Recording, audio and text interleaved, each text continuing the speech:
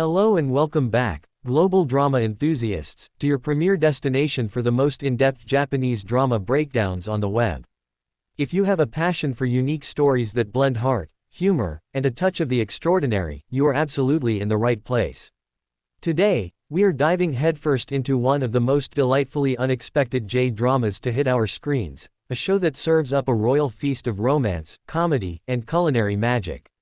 We are talking about the fantastic open corner bracket Bon Appétit Your Majesty close corner bracket, and we are zeroing in on its absolute turning point, the jaw-dropping, heart-stopping, utterly unforgettable Episode 7. This is not just a simple recap, this is a comprehensive review and analysis designed for true fans who want to savor every detail of this incredible story. So, get comfortable, and prepare yourself for a full spoiler-filled feast, because we are about to break down everything, from the initial meet-cute to the final, satisfying bite. Story summary, non-spoiler synopsis. For those of you who haven't yet had the pleasure, let me set the table for what open corner bracket Bon Appétit Your Majesty close corner bracket is all about. Imagine, if you will, a brilliant but struggling South Korean chef named Jian. Her life is a whirlwind of demanding customers, hectic kitchen shifts, and the relentless pursuit of the perfect flavor. Now, picture a parallel world, a majestic and traditional Korean kingdom where the young king is isolated, lonely, and plagued by a complete lack of appetite. His royal physicians are baffled, and the court is in a quiet panic. Now, what happens when a magical, ancient cookbook acts as a bridge between these two vastly different worlds? That's the delicious premise of this drama. Jian, through a mysterious cosmic event, finds her culinary creations being teleported directly to the king's table. He, in turn, is utterly captivated by these strange, modern, and explosively flavorful dishes that awaken something in him he thought was lost forever. This is a story about connection across time and space, about the universal language of food, and about how a simple meal can, quite literally, change the course of destiny. It's a warm, funny, and incredibly charming setup that hooks you from the very first episode. Warning, warning, full spoilers ahead warning. Alright, everyone, this is your official and final warning. From this moment forward, we will be dissecting every major plot point, every twist, and the emotional core of Episode 7 and the series as a whole. If you have not watched this masterpiece yet, I implore you to hit pause, go binge it, and then come back.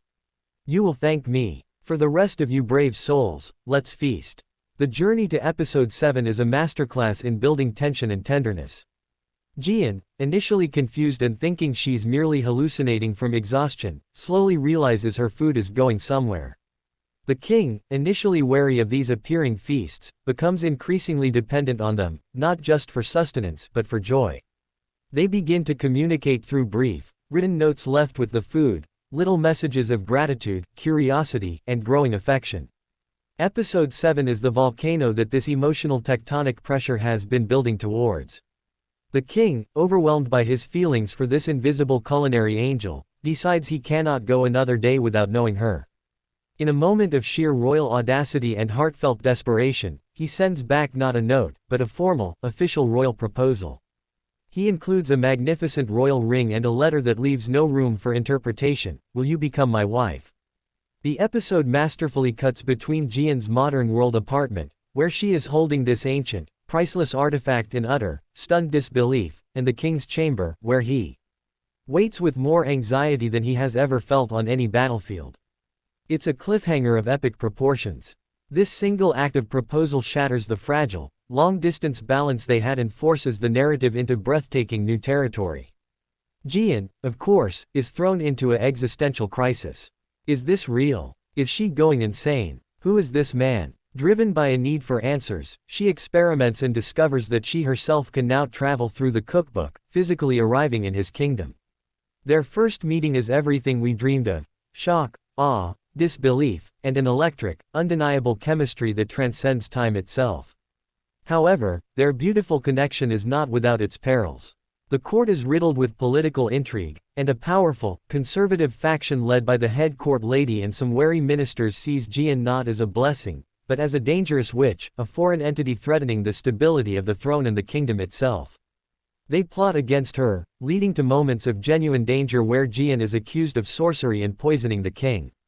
The climax of the series arrives when these adversaries orchestrate Jian's kidnapping, threatening to destroy the magical cookbook to strand her in the past forever and erase her from the king's memory. The king's response is what solidifies him as a truly legendary male lead. He doesn't hesitate. He mobilizes his entire royal guard, declares his love for her publicly before the entire court, and proclaims that his kingdom, his throne, and his very life are meaningless without her and her food by his side. It is a powerful moment of him choosing love over duty, personal happiness over rigid tradition. In a thrilling rescue sequence, he saves her, and in a poignant scene, they must make a choice. The magical gateway is destabilizing, and Jian cannot stay in the past forever without consequences. In a heartbreakingly beautiful ending, they choose a balance. Jian returns to her time, but the king, having learned the recipes and the spirit of her cooking, continues their tradition. The final scene shows them, in their respective times, preparing the same meal and eating it together, connected forever by their love and the magical bond that started it all. It's an ending that is bittersweet but perfectly fitting, emphasizing that their connection was never about physical proximity, but a meeting of souls. Character analysis. The success of this incredible story lives and dies with its characters, and the portrayals here are nothing short of exceptional. Let's start with Jian. Her character arc is one of incredible growth. We meet her as a talented but unappreciated chef, her spirit worn down by the grind of modern life. Through her connection with the king, she doesn't just find love, she rediscovers the pure, unadulterated joy of cooking for someone who truly sees and appreciates her art. She transforms from someone who cooks for a living into someone who cooks for love, and that transformation is beautiful to witness. Her bravery in stepping into a completely unknown world showcases a strength she never knew she possessed. On the other side of the cookbook is the king. He begins the story as a figurehead, a prisoner of his own crown, emotionally starved and lonely. Jian's food is the key that unlocks his heart. His journey is about learning to feel again, to want again, and ultimately, to fight for what he wants. His proposal in episode 7 isn't just romantic, it's an act of incredible vulnerability and courage for a man in his position. He is willing to risk his entire kingdom's stability for a woman he has never met, all because her cooking has spoken to his soul.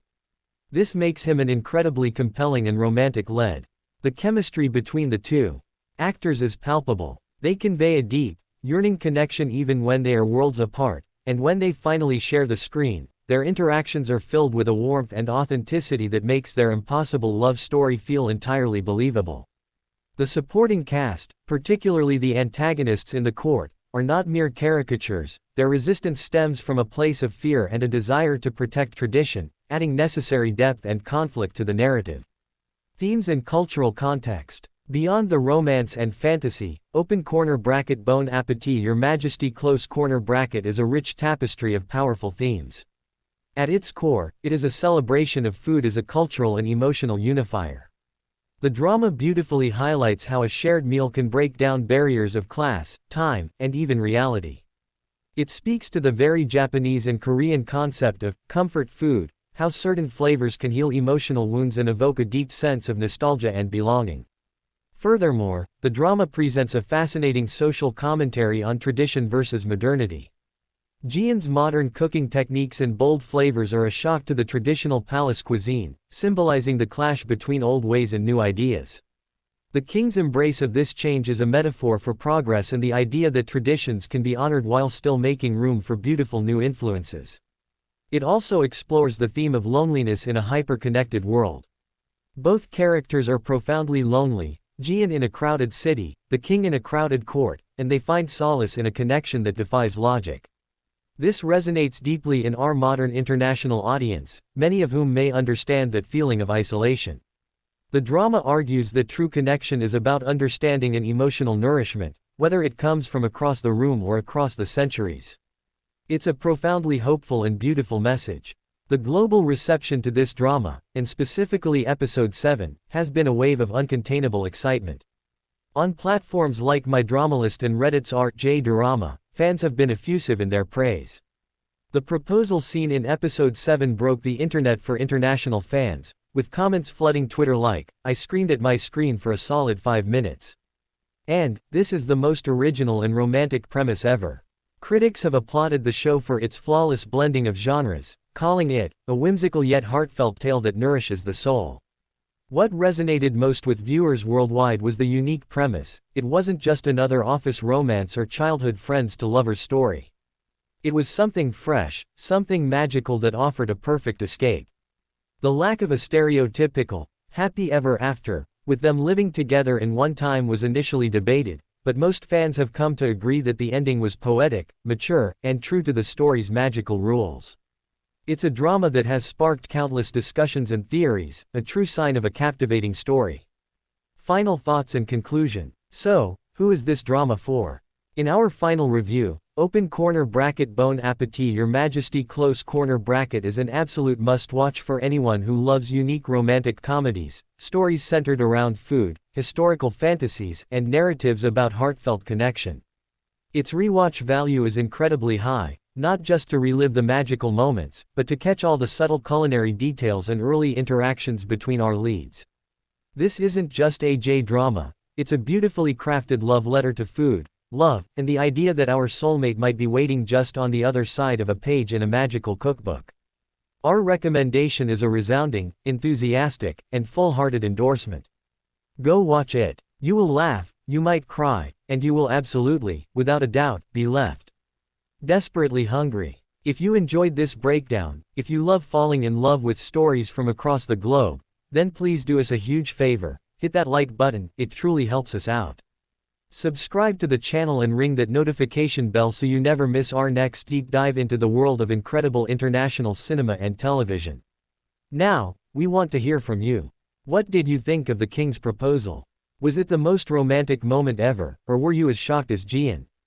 What other J-dramas would you like us to analyze next? Let us know down in the comments below. Thank you so much for watching, and until next time, keep exploring, keep watching, and keep falling in love with stories.